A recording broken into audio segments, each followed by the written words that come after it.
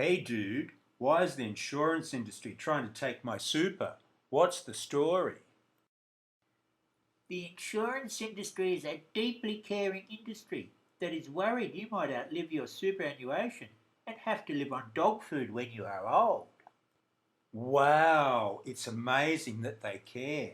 And I thought Mother Teresa was dead. How likely is it that I will outlive my savings? There is a high probability you could live till you are in your 90s. Actuaries work out these probabilities. The whole insurance industry is based on this stuff. It is an actuarial black box in which the actuaries can do terrible things to small furry animals and not get arrested. So man, how is the insurance industry going to save me from eating dog food when I'm 90? That's easy. They will convince the government to force you to buy an annuity with your superannuation money. They are already hiring former government employees to soften up the public and the decision makers to this idea. Is an annuity like a life insurance policy? Yes, it is. The insurance company takes your money and pools it with lots of other people's money and then waits for people to die. If you die sooner rather than later, your assets are used to pay someone who lives longer. So dude, let me get this straight. I give all my superannuation money to the insurance company and they promise to pay me regular payments until I die. Yep, that's how it works. And dude, this is guaranteed, like hand on my heart stuff guaranteed. Well, not exactly. What do you mean? Not exactly. There is a probability that the life company becomes insolvent and cannot continue to make the payments it promised. So man, how big is that probability? It depends on what standards the actuaries have applied to themselves. So man, let me get this straight. Does the government apply any legislative standards to these actuaries? Well, sort of.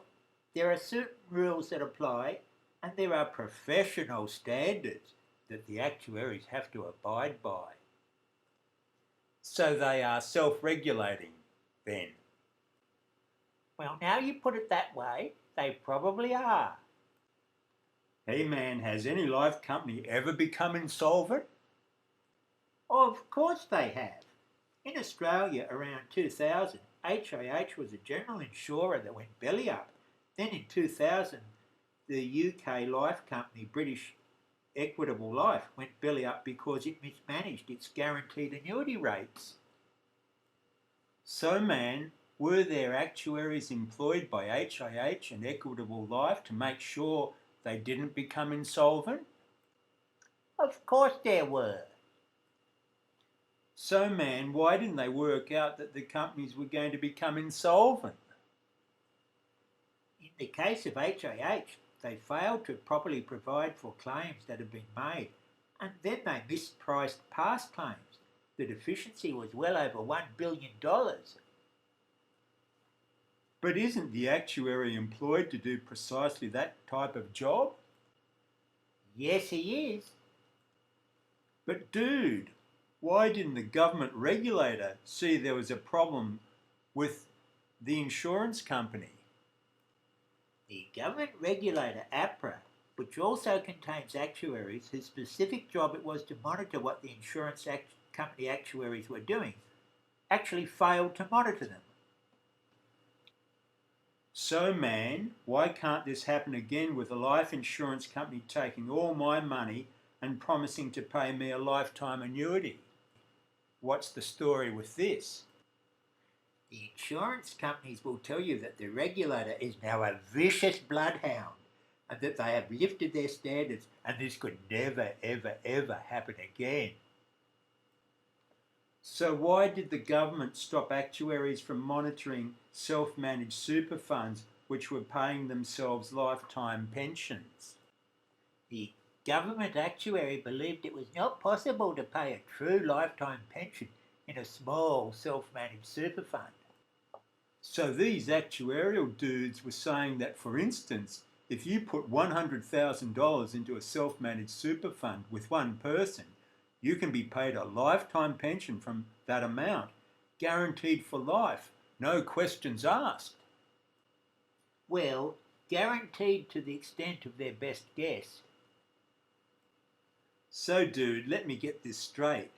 The government actuary says you can't pay one of these pensions in a self-managed super fund, but his colleagues who have the same training say you can. So who is right? Well, the government actuary is actually right, but he was a real party pooper, and some of the actuaries called him an actuarial ayatollah because he was such a fundamentalist. You've lost me there, dude. What do you mean by that? Well, the other actuaries were getting fees for writing essentially worthless actuarial certificates for the small funds, and the law change meant this source of income ceased to exist.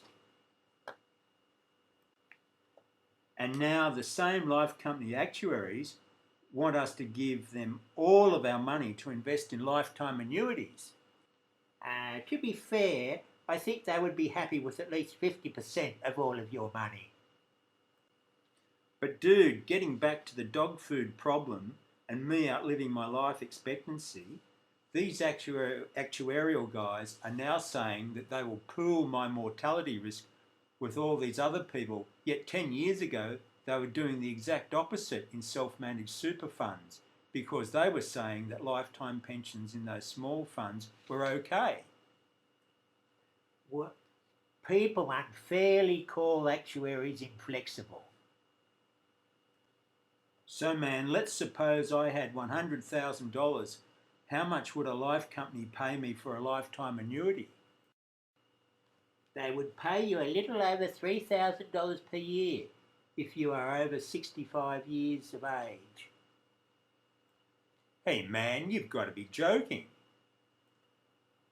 Nope, but you can buy a quality can of dog food with that sort of money. So what are the fees for these annuities? Remember the actuarial black box and all the small furry animals being molested in it? Well, the life company hides its profit by the assumptions it makes and which it never publicises to the policyholders. So man, what are these assumptions?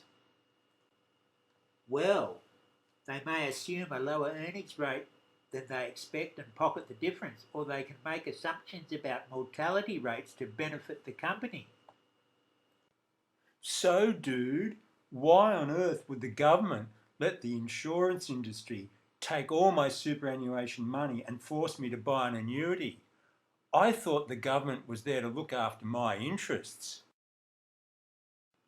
It would be simply monstrous to suggest that any politician would be supporting a policy to take all your superannuation money away and give it to a life company for an annuity simply to get a job on a board of a bank or a life company after they've retired from politics.